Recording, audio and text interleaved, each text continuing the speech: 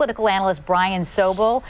Donald Trump making another appearance. Yes. Usually candidates hold off and wait till the very end of the convention. We saw him last night. He had a message today, and then I think he said during that message that he's going to appear with Indiana Governor, who is VP running mate, tomorrow when Mike Pence takes the stage. Well, he's unconventional. he's in the spotlight all the time, and so the things that we've seen in previous conventions is not something Donald Trump is going to do, obviously. It looks like he'll make an appearance every night and meet and greet people either through the video chat or live and in person. I mean, to a certain degree, he's the person who people want to see. Absolutely. But on the other hand, could that take away a little bit from building up the drama to Thursday night? That's the whole thing, is you usually want to come to a crescendo, and here he is out there a lot. But your point is well taken. He's who people are there to see, and he's giving them what they want. Let's go back to last night. He came out, introduced his wife, Melania. Yes. She got up in front of tens of millions of people and did her thing, delivering a speech. Many people said she did a great job, but then word came that parts of that speech appear to be plagiarized from a speech that Michelle Obama gave 8 years ago.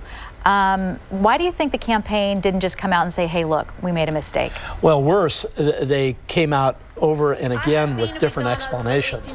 And sometimes you just have to let the light shine in and say, hey, somebody messed up here, and either hold them accountable or own up to it. And somehow those passages ended up in the speech.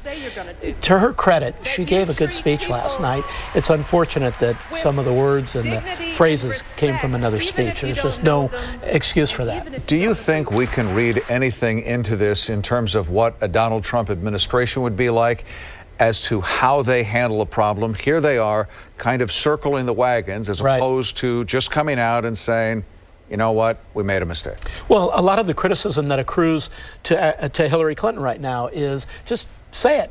It's a mistake. It's okay. You know, everybody makes a mistake. So if going forward this is going to be the Trump MO, I don't think people are going to really be happy with that. There is one mitigating factor, and that is something that he's been heavily criticized for, and that is he hasn't staffed up. He does not have a lot of people working in his organization.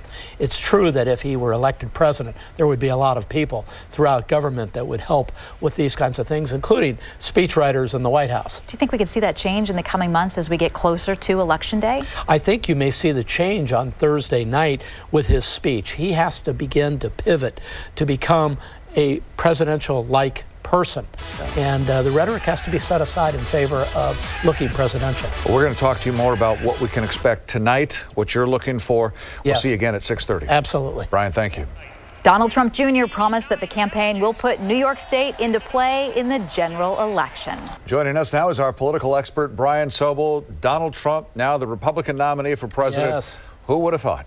Well, when you think back to 17 candidates on the Republican side, who would have given him the chance to emerge through all of those, many would call very qualified individuals, to end up being the person with the nomination? I don't think we could have called that one. A big list of speakers tonight.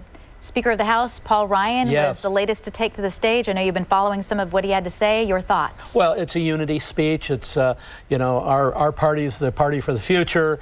Pretty typical from that standpoint. The speech that I think he was expected to give.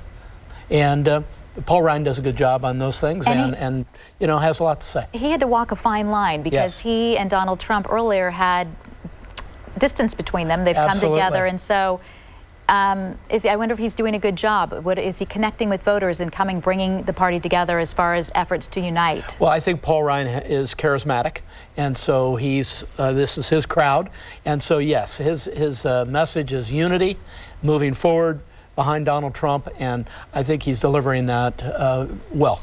We were talking earlier at 5, and you were saying Chris Christie tonight is going to try and do what Rudy Giuliani did last night, which was just essentially electrify the crowd. The thing that's been lacking a little bit here is some just giant enthusiasm. And a lot of conventions, there's a lot of moments where people are jumping out of their seats and everything. That happened with Rudy Giuliani. I think tonight with Chris Christie, I think his job is to really, really motivate the crowd. When he was speaking during the last convention, he was criticized for spending too much time talking about himself instead of President Obama. Your thoughts on whether he will turn that around and be much more energized like a Rudy Giuliani? Well, he certainly heard that criticism, and I think tonight you'll see a different speech out of him. Also, he's been very close to Trump now through many, many weeks of this campaign. I think he's going to get in there and really try to get the crowd going.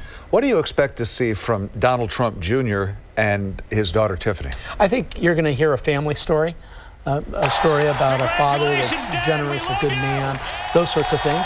And I'm sorry, I was just going to point out that was Donald Trump Jr. on the left and Tiffany on the right. Right. And so I think he's got to tell the story. It's sort of part two of Melania Trump's story last night, but from the kids' standpoint. And it's nice to have that element because it humanizes Donald Trump. I think each of the kids will get a chance to speak during the convention. I know Ivanka, I think, is coming up last. She will be, I think, a very powerful person for her father. Well, they've been, along with a lot of these other people, there since the beginning. They're key people in the campaign, and they've got to be there during the speech making. We'll see how it all goes, and we'll talk to you about it coming up tonight on the 10 o'clock news. Sounds great. Brian, thank you. Okay.